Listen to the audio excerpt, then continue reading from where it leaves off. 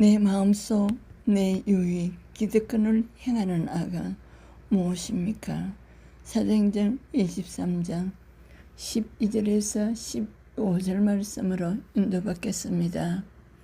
사람은 누구나 자신의 이익과 자리를 지키고 싶어 합니다.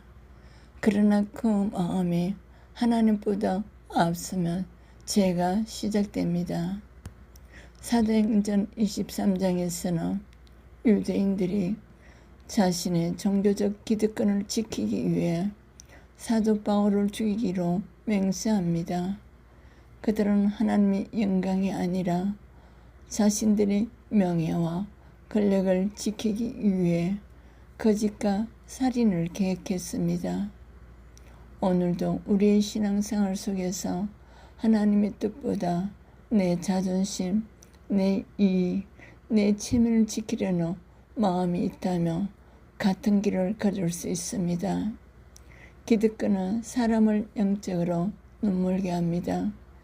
유대 지도자들은 바울이 전한 복음을 인정하지 않았습니다. 왜냐하면 복음을 받아들이며 지금까지 누리던 권력과 명예를 잃게 되기 때문입니다.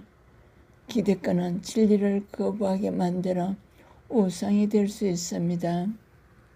나는 진리보다 내 경험을, 내 유익을 더 붙잡고 있지 않습니까? 자기 이익은 죄를 정당화하게 만듭니다. 40여 명은 금식하며 바울을 죽이겠다고 맹세했습니다. 그들은 자신들의 행동이 하나님을 위한 일이라고 믿었습니다. 그러나 실제로는 자신의 이익을 지키기 위한 악한 계획이었습니다. 죄는 언제나 옳은 일이라고 포장을 하고 찾아옵니다. 나는 내 욕심을 하나님의 뜻이라고 착각한 적은 없습니까? 하나님은 사람의 업무보다 자신의 구속사를 이루십니다. 사람은 바울을 죽이려 했지만 하나님은 바울을 로마까지 보내셨습니다. 십자가도 마찬가지였습니다. 사람들은 예수님을 죽였지만 하나님은 그 십자가를 통해 온 인류를 구원하셨습니다. 사람의 악도 하나님의 구속사를 막을 수 없습니다. 우리 마음 안에도 기득권을 지키려는 마음이 있습니다. 내 자존심, 내 명예, 내 경험, 내 자리, 내 유익, 이것들이 하나님보다 앞서면 결국 하나님의 뜻을 대적하게 됩니다. 십자가는 내 권리를 내려놓고 하나님의 뜻을 선택하는 자리입니다. 예수님은 자신의 권리를 주장하지 않으시고 우리를 위해 자신을 내어주셨습니다. 구속사는 내 뜻이 죽고 하나님의 뜻이 살아나는 역사입니다. 나는 내 마음속 우상이 된 기득권이 무엇인지 성찰해 보시기로 손해를 보더라도 하나님의 뜻을 선택하십시오. 내 이익보다 공동체와 복음을 먼저 생각하십시오. 매일 주님, 제 뜻이 아니라 주님의 뜻이 이루어지게 하소서 기도하십시오. 나는 지금 무엇을 지키려고 애쓰고 있습니까? 하나님의 뜻입니까? 아니면 나의 체면과 이익입니까? 십자가 앞에서 내 권리를 내려놓을 때 하나님은 나를 통해 구속사의 역사를 이루어 가십니다.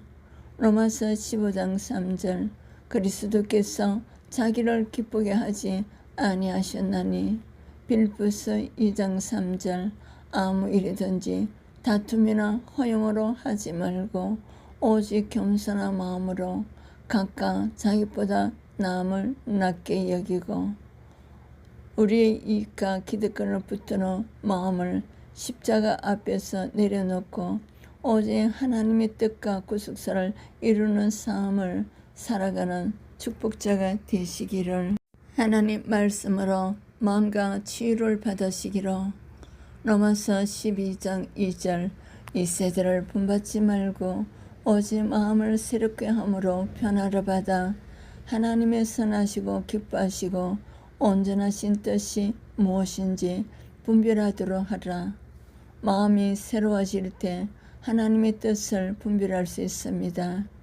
성령님의 언어로 생각의 변화가 삶의 변화로 이어지도록 말씀으로 하루를 시작하며 생각을 새롭게 세상의 기준보다 하나님의 말씀을 따르시기로.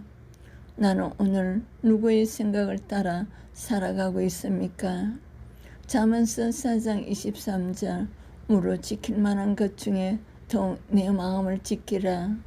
마음은 삶의 방향을 결정하는 중심입니다. 하나님은 행동보다 먼저 마음을 보십니다. 부정적인 생각이 들어오면 즉시 말씀으로 바꾸십시오. 감사하는 습관으로 마음을 지키십시오. 내 마음은 지금 편안합니까? 염려로 가득합니까?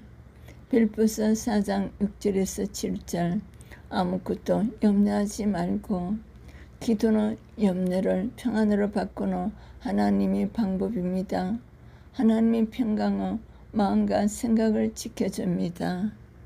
걱정이 생기면 먼저 기도하십시오. 감사 제목을 매일 기록하십시오. 나는 걱정보다 기도로 먼저 선택하고 있습니까?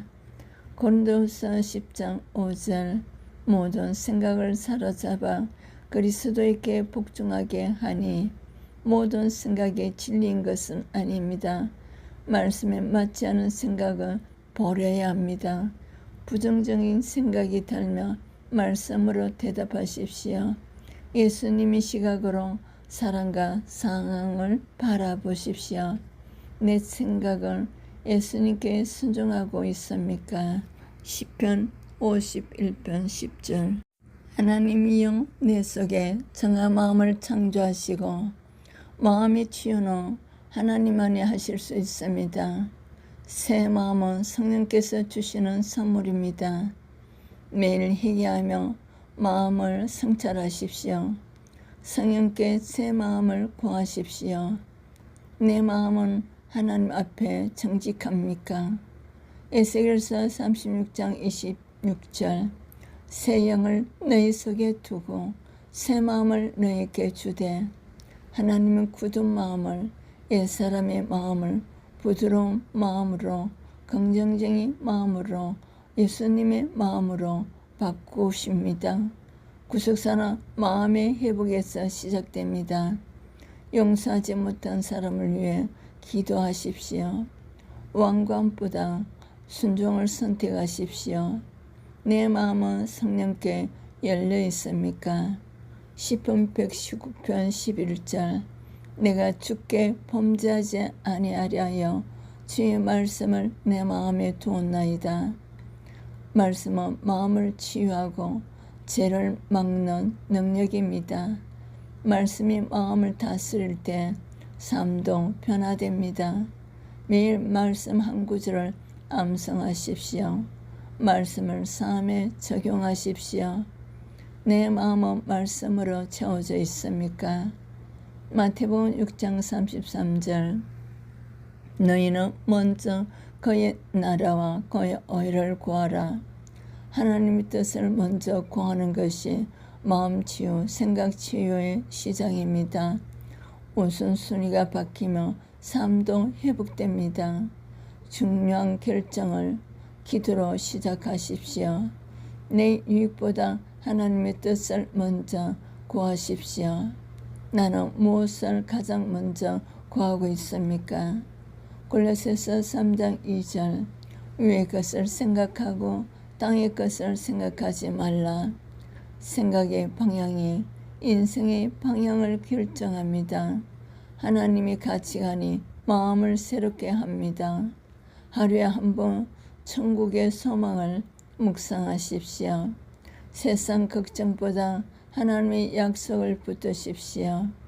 내 생각은 하나님을 향하여 천국을 향하여 있습니까?